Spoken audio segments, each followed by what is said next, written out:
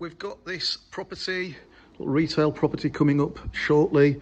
It's quite a big size. Let's have a look. It's in Curragh. It's in a prominent location. It's coming up shortly. It won't be long.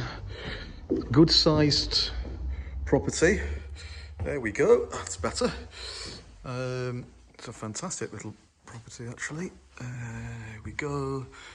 Suspended ceiling. What have we got through here? We've got like a workshop area in the back.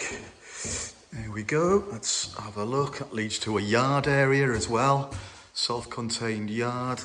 So this is a good area. Just needs to tidy up, but it's a good, structurally sound little property. You've got a kitchen area here as well, and you've got a nice bathroom area here as well. So it would make a good sandwich shop actually, or it would make anything a showroom. Let's have a look what we've got through here. I think that's just a little hidey hole in there, little cupboard. So it needs to decorate, but fantastic little opportunity for someone to run a business.